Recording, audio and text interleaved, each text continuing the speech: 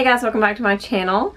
So I was going to start doing these wrap-ups more regularly, but I wanted to make sure I had at least 3 books, and I honestly didn't read 3 books in the month of May.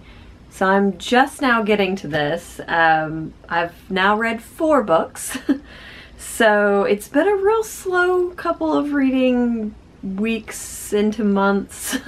May was just really freaking busy, so I am not at all surprised that that happened, and I wasn't super loving the stuff that I was kind of reading towards the end. So anyways, we're gonna get into the books that I did actually finish in May, and the first one I finished very early in May was the Hero at the Fall, or was Hero at the Fall by Alan Hamilton. So this is it's the 3rd book in a trilogy. Basically, the story revolves around a girl named Amani, who is a desert girl who is kind of living in this like into the world town, or into the desert town, called Dustwalk, and she runs away from home and gets involved in this rebellion, and it's all about kind of the rebellion and trying to take back the land that is Maharaja, and it's really interesting. It kind of felt like it could have been shorter, the whole series as just a whole. I really liked the first book. The second book, the whole middle chunk just dragged for me. And this one didn't drag as much. I felt like I stayed engaged through most of this book. I was satisfied with the ending, and I think that it was on par with the rest of the books. I don't have a whole lot to say about it because obviously it would just be a ton of spoilers. But I read this based on the kind of genie aspects, or the Jinn legends that are weaved through this, and I think that I got what I wanted out of it, which is really the important thing, I guess. I enjoyed it. I know there's been some criticisms about sort of the depiction of Middle Eastern ethnicity in the book, because it doesn't really feel like it so much even touches on that.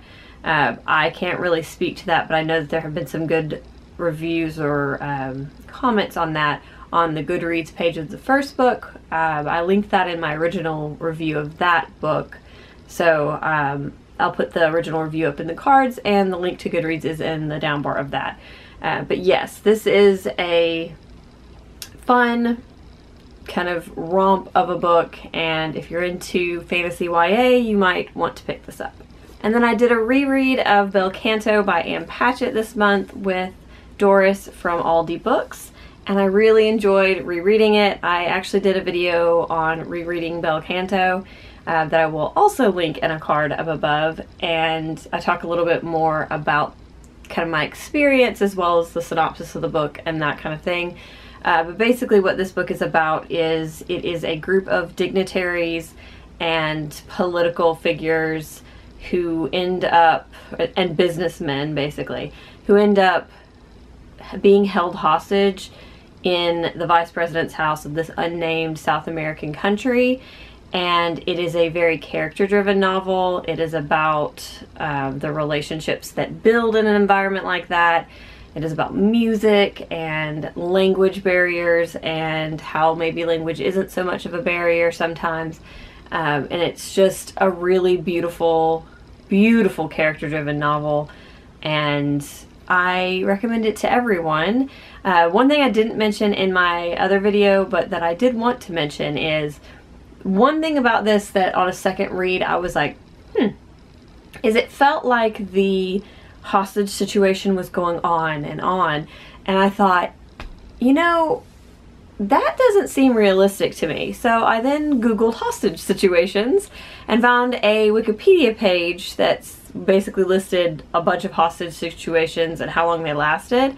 And I actually came across a hostage situation at the Japanese embassy in Peru that was very similar in kind of basic facts and structure to the basic structure of this book, which I found really interesting. So I kind of I'm assuming here that Ann Patchett took some of the inspiration from that and then built her characters and her narrative around that kind of skeleton framework. So that's a really cool thing. And apparently hostage situations can go on for that long. It's just not very common based on that Wikipedia page. Anyways, this is a beautiful book. If you like character-driven novels, I would absolutely recommend it.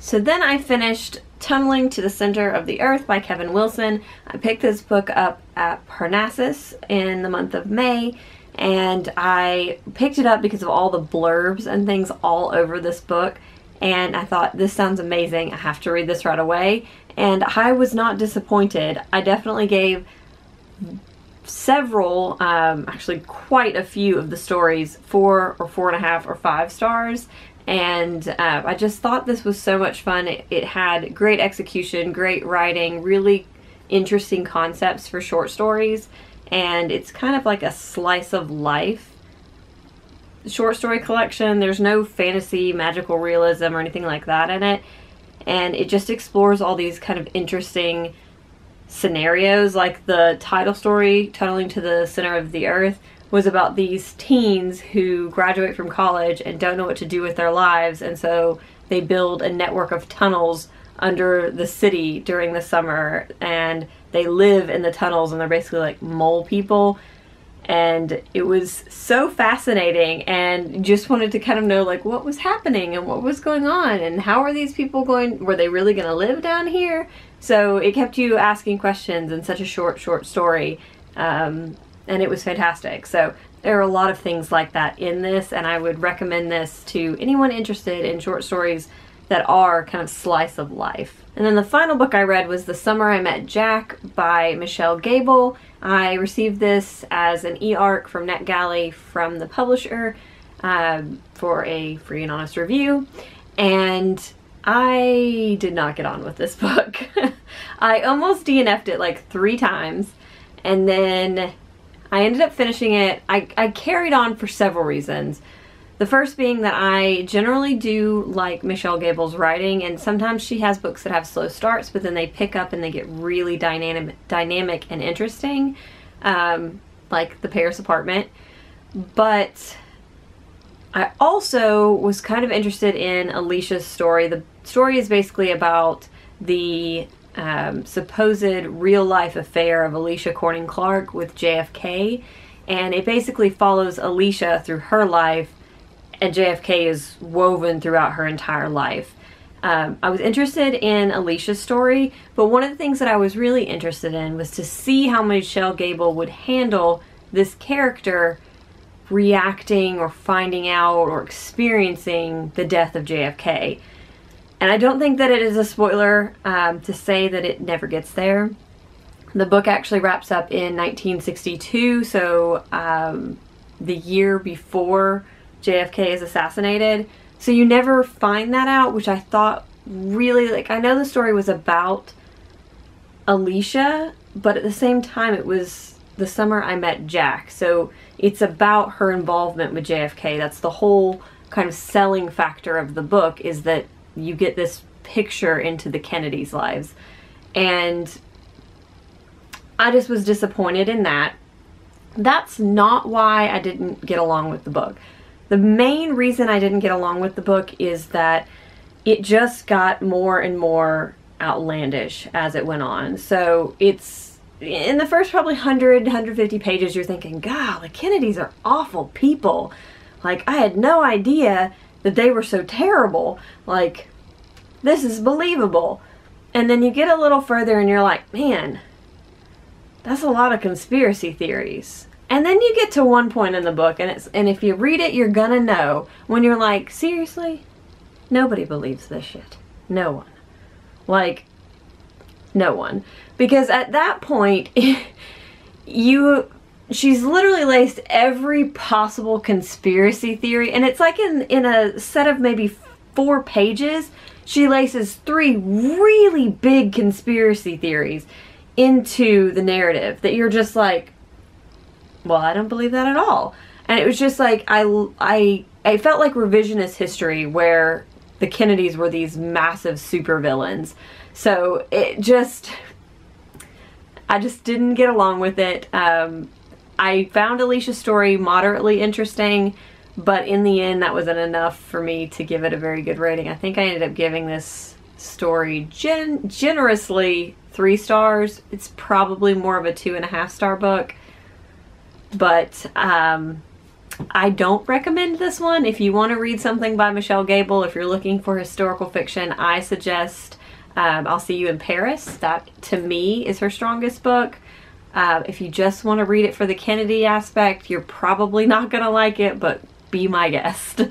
So that is it. Those are the books that I read in May and the first part of June. You will start to see these a little bit more often on my channel, as I'm gonna try to film these when I have 3 to 5 books read, so that the books can be fresher on my mind, and also we don't get those big backup 15-minute long wrap-up videos. So you will see these more often. This is what you guys said you wanted too, so I hope that you like it.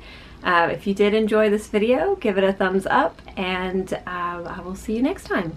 Bye!